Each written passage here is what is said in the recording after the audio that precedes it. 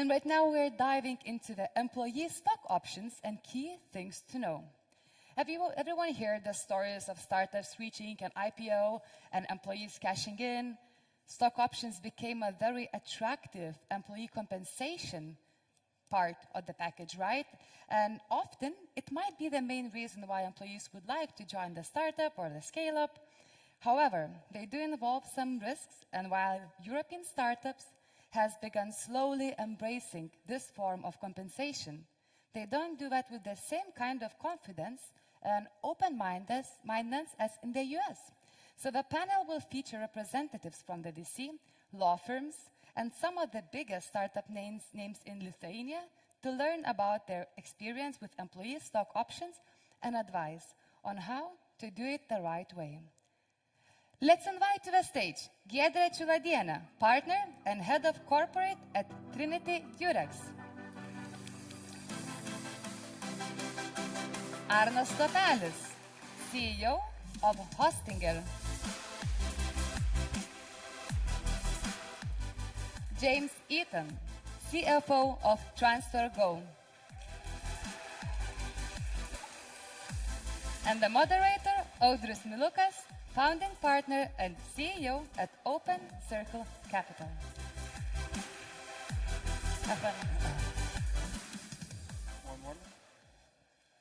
Hello, everyone.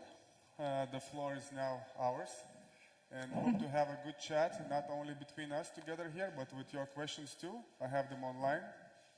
I will not read everything if I don't like the question. Okay, so let's start. So today's topics, we want to and have to talk about ESOP. And I don't know, most of here knows about the ESOP or heard about them, but let's start from the beginning. Maybe from the James, start from the beginning. And what is the ESOP? So the ESOP is the Employee Stock Option Plan, and I think it's really important to understand that it gives you the right but not the obligation to buy shares in a company. And a lot of young founders, when they set it up, they don't set these things up. And we'll talk later about who should get them and what, but it's really critical that you have one. And the VCs may disagree, but 10 to 12% of your equity should be an option plan, whether it be for the C team, the founders, or for the other employees. So it's really important that you get this and you top this up every time you fundraise. So employee stock option, yeah? It's an option to have shares for employees, yes? Arnas, you are the Lithuanian company here. Do you have an ESOP in your company? Yeah, we have an ESOP from 2017. I think we were one of the first companies to introduce it, and the main reason for that, it was not like necessity at that time, because like no competition basically, and we needed to explain employees what does it mean and why we do that. But the main reason is that the great and big things cannot be built should be built by the quite big teams, and you need motivation, you need ownership, and at the end of the day, if you have some exit one day, you don't want to be alone at the party, celebrating lonely. You somehow imagine that at a certain point there should be a great party where many happy people around you, and that aligns incentives, and we are all in one boat. And when we set it up, like there were no legal framework. We just hired lawyers and were thinking about workarounds, how to do it, and taxation. So it took quite a lot of time to find the best way to do it, but we did it, and I'm very happy about that. Just more for your experience, did it help? Like people like it, you feel more motivation, like more encouraging motivation to do some more things at night and stuff like that? Definitely, like it helped a lot, but we also learned some lessons that what we can do differently. So at that time we were maybe about 30 people, and we give it stock options to everybody. We were made quite inclusive, and now we updated plan, and we didn't give it to everybody, because like what we noticed, what we learned, that you need to be mature to understand what does it mean and how basically the company valuation grows. Because if you are like pretty young, it's not about an age, but about maturity. You probably don't understand, that certain actions, that certain things brings value to the enterprise and to the customers. And without this understanding, they just don't believe that it's real until they get the money, So basically, okay, I have something, I have some contract. So you need to really understand what does it mean, so that it changes your mind, that you feel the ownership and you understand what you can get, on what conditions you can get, where is the company on the journey, and so on. Giedrė, could you please elaborate? Now you are expert in ESOP, and it's often thing now in your everyday routine, and the companies that come to you to do the ESOP, and how do they understand it, how the employees understand it, and how company understand it? Options are really popular in the activities of the startups, and there were differences in the explanation of this term. So what the state tax inspectorate says that it is, of course, a right, not an obligation to acquire the shares, right? And then there are certain misunderstandings. So whether the company might issue the shares automatically or not. For example, upon reach of certain KPIs, you just give the shares. It's not acceptable for the tax relief, so it's not allowed to do that. And then the problem is that this explanation changes from time to time. So each time when you either you want to issue a share option or want to execute it, you have to check what is the situation at the moment. Okay. So maybe that give more money to employees and that's it. Why do you need those options of stocks? Just give more money, etc., etc. But it's of course silly question, because when you're a young startup, you don't have such kind of money. So how do you deal, James, in your company? I think you also had this problem. Yeah, we've had two. The first plan was just for senior employees, and now we are actually giving stock options to everyone. We're about to roll that out. Is the secret how much to everyone? Like 1%, 0.5%, like 0.01%? No, we have a calculator, so you put your salary in and it will tell you what you get. So it's very transparent. This is the good moment. So it's not like random. You just go and pick it. I'll give you 25% because I like you. It's not random. Thanks, Audrius. Yeah, but really, it's like I read like many reports in the Europe, and it's calculated by your salary, by your yearly salary. Yep. Yes. And that's how we're doing it. So we're about to roll that out for everyone now. Nice. And the people like it? Like they people take it, or they say no, I just want bigger salary. No, you have to be really good at educating on what it is and what it means. And what it should do, and we're hoping, is it's going to help with tenure and keeping people with the business. Because it vests over time, so you earn the number of shares. So hopefully we can increase the length of period people stay with us. I'm going to jump through the Arnas, but I'm jumping to the Giedrė. Vesting. What is a vesting? 5 years ago, I started to read some contracts, and I read vesting. What's a vesting? Legal term, like for young people to understand here. I have shares. I have 10% of shares, but they're all vested. What's wrong with that? This term is not in the law. Okay. So when you come from the university, you don't understand what is vesting. So. But what is it? Vesting is just a step how to become entitled to the shares. So you are vested shares in several periods, and after all these vesting periods pass, only then you execute the option and you acquire all the shares that you have vested through those periods. So vesting is not the same as the option period, because you do not really acquire the shares after each vesting period. Okay. Am I clear? I will have questions and we'll understand. Are we clear? But as I understand, in simple words, it's like if you work 3 years or 2 years, you deserve those shares. Yes, period by period. Period by period. Okay. Yes, for example, you work for the first year and you have to achieve certain KPIs.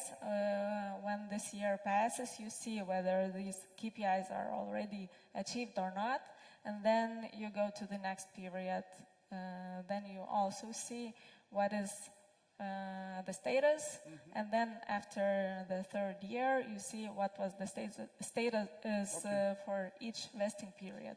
And I want to ask every one of you, I heard like 1,000 times, like you have to give 6% of the company to the ESOP, you have to give it 12, you have to give 8.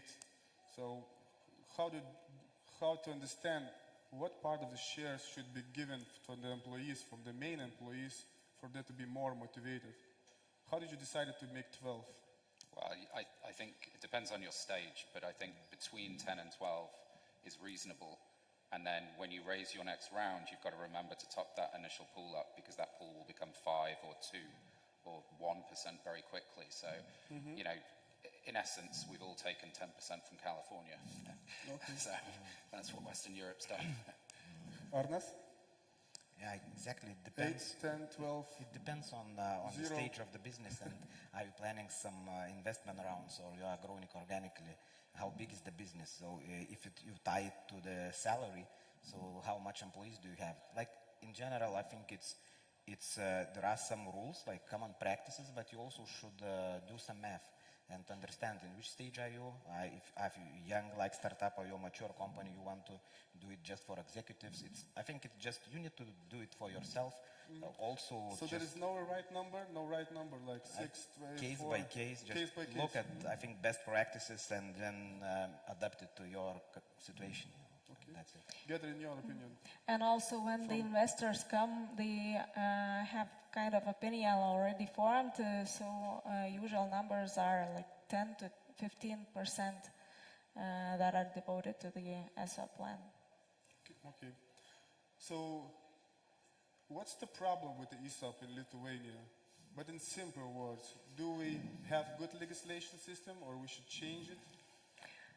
Or is it still Legislation. tax deductible, or it's non-tax deductible? How is it? Legislation is very good, but I see another problem. So if I may, I will explain it a bit in more detail what I think. Because when you look at the chronology, the whole story began in 2017 when we received the Social Security relief. So in that year, it was said that if you hold the option for 3 years, you will be Social Security contributions exempt. Then in 2020, we have one more tax relief, which is personal income tax. Then 1 year later, in 2021, State Tax Inspectorate issues its position, and instead of 3 lines or 2 lines in the law, we received several pages of explanations how it should be applied in practice. And then this year,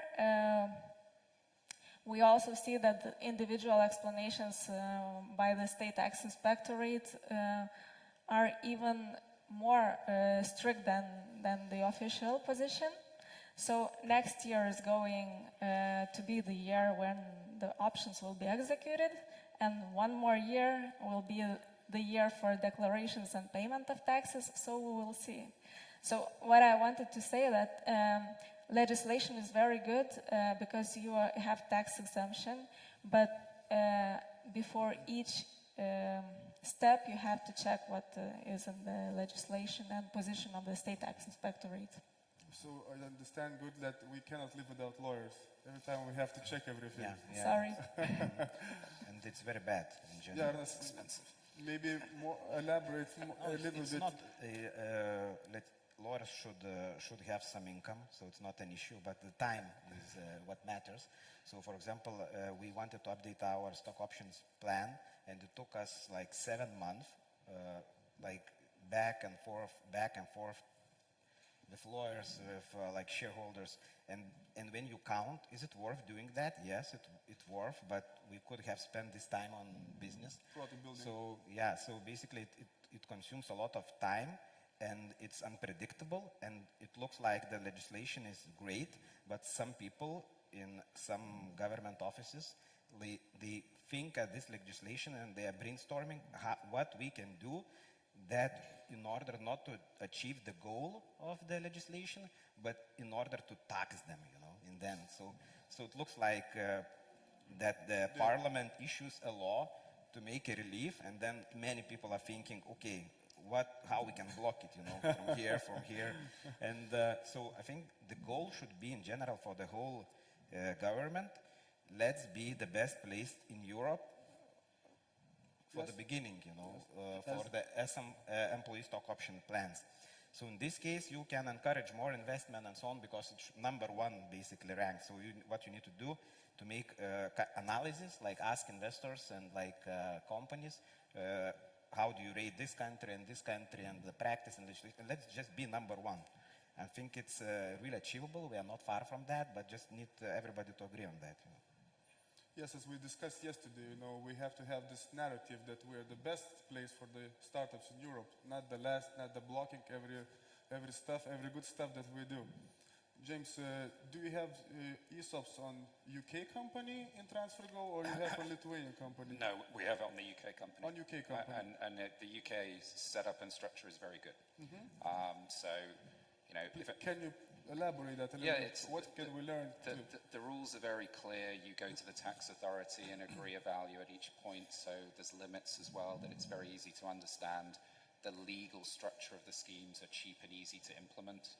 So there's many startups started that run these cap table programs and these EMI schemes for you. So it's really good. So I think, if Lithuania wants to attract talent, if you tried hiring a product manager, it's impossible right now. So if you want product managers that come to Lithuania, we need to make the schemes easier.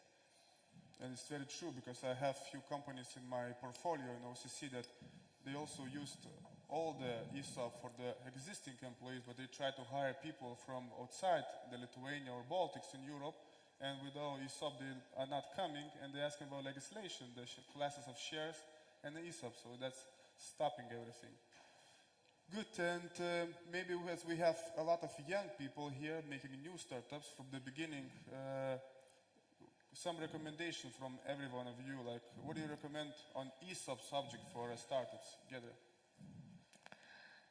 Well, firstly, you have to decide who would you involve in the ESOP, because those persons will be entitled to decision making finally.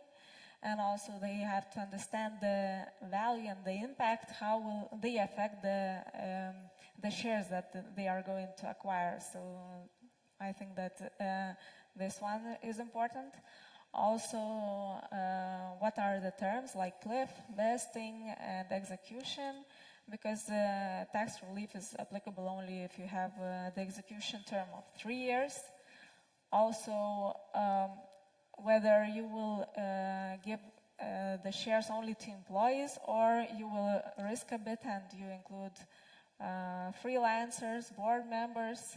So these will raise questions from the tax perspective. Well, and the remaining issues are business issues. Arnas, recommendations for the ecosystem? Okay, if you are just starting, I recommend you not to overthink, because it's pretty complicated. So I think better to create some MVP, to do something, agree, and then later put the papers on. Not like too late, when it's too late, but if you just start from paperwork, you won't build anything, I think, in general. But it's the legal things, it matters, but it's not the most important thing in the beginning of the business. And as soon as you are able to do it, I think it's worth doing that, because for the benefits you can get, fostering ownership of the employees, aligning long-term thinking about the company. So I think it's a wonderful instrument, but it shouldn't be like, okay, we have no idea, but we are drafting with the legal companies, what the contract should be like, and probably these contracts are 50 pages or more, so it takes time. Difficult, it takes time, and takes time away from the business making, right? Yeah. I recommend just do the business in the beginning and then do the paper afterwards. James? I'd say just make sure you have the 10% at the beginning. You can figure the plan out later. But if your investor doesn't agree at the beginning, he's not going to want to do it later on, especially if you build a lot of value. So to have the shares available, and as Arnas said, just figure the plan out later. My laptop is down and we have to think about questions from the audience. I have a new one. Very good. Look how great it is. Guys, from the VC fund perspective, I would say don't let somebody to have like corporate on your cap table because it's a red flag for the investor. If you have a corporate and a company like 60% and the VC says that the founder will not give his effort for the company, so the VCs will not invest. This is recommendation what I give you. I had a lot of stoppers of this, red flags. So this is my recommendation. And let me see from the question. Okay. What's the best time to give ESOP, before raising round or after closing the round? Anyone wants to jump on that? I think James more, has more rounds here. Many rounds. I think you do it as get the shares and the top up as part of the round. I don't think there's no point burning through because you're gonna negotiate to top it up anyway. So for me, it doesn't really matter. You just need to make sure your investor is okay that he's topping up the pool. And maybe it's easier to give options before the round because you don't have to negotiate with the investor. But on the other side, the investor might not invest if they do not really like those options. If to give my advice from my experience, when we do a round or a round, we like ESOP to be established and we can do it together with the founders. So it's a good way to do it, if I answer the question. How to avoid stock dilution in the future if you're a pretty small shareholder from the beginning? You cannot. Make money from the day one. Take a bigger salary. What about phantom shares options in Lithuania? Giedrė, I think this is maybe for you. The phantom shares, I like those. Is it possible from legal tax perspective? Maybe I would firstly explain what are those phantom shares. So these are used when the person wants just to get money and that's it. He does not really care about the shares. So compensation is offered instead of the shares. So this is allowed under Lithuanian law, but then you will meet the taxes. You always have to pay the tax. This is a normal thing. But the problem is that when you get the shares and you hold the option for 3 years and follow other rules, you are not paying the taxes at the moment of getting the shares. You will only pay when you will sell the shares. Also, it will not be considered that this is your salary, so social security contributions will not apply. So you see that the numbers are a bit lower and postponed.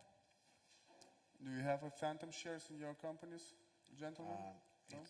It's not allowed, I think, in current legislation, but as far as I know, it's on the to-do list, I think, of